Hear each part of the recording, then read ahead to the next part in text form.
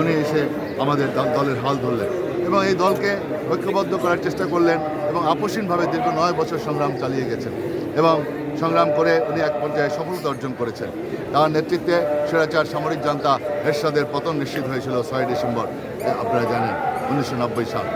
এবং আমরা সেই ডাকসুর নেতৃত্বে আমরা তখন ছিলাম। ডাকসু এবং সর্বদলীয় ছাত্র ঐক্য আমাদের প্রিয় নেত্রী দেশনেত্রী বেগম খালেদা জিয়ার নির্দেশ মোতাবেক আমরা এই সামরিক জান্তা এরশাদের বিরুদ্ধে আন্দোলন করেছিলাম এবং তার নির্দেশ মোতাবেক আমরা বলেছিলাম যে আমরা এরশাদের পতন না হওয়া পর্যন্ত আমরা ঘরে ফিরে যাব না। আমরা ঘরে ফিরে যাই নাই, আমরা এরশাদের সাথে আপোষ করি নাই।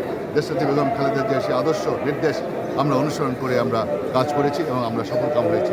পরবর্তীতে 91 সালে আমাদের প্রিয় নেত্রী দেশনেত্রী বেগম খালেদা জিয়া তার আপসীন মনোভাবের কারণে, তার সফলতার কারণে এদেশের জনগণ তাকে প্রথম নারী প্রধানমন্ত্রী হিসাবে বাংলাদেশে তাকে নির্বাচিত করেছিলেন। এমন একজন জনপ্রিয় নেত্রী বাংলাদেশের যে প্রান্তে উনি দাঁড়িয়েছেন সেখানে উনি বিপুল ভোটে নির্বাচিত হয়েছেন, মানুষের কাছে সমাদৃত হয়েছেন।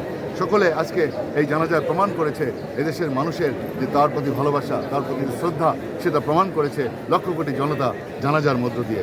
আপনি দেখেন উনি শুধু বিএনপির না, উনি বাংলাদেশের জনগণের নেত্রী, এদেশের অভিভাবক এবং পৃথিবীর বিভিন্ন দেশ থেকে তাকে শ্রদ্ধা জানাবার জন্য আপনার পার্শ্ববর্তী দেশ ভারত, তারপরে মালদ্বীপ, নেপাল, ভুটান থেকে শুরু করে পাকিস্তান, সকলে এসে আমাদের নেত্রীর প্রতি শ্রদ্ধা জানিয়েছেন এবং শোক বার্তা প্রেরণ করেছেন।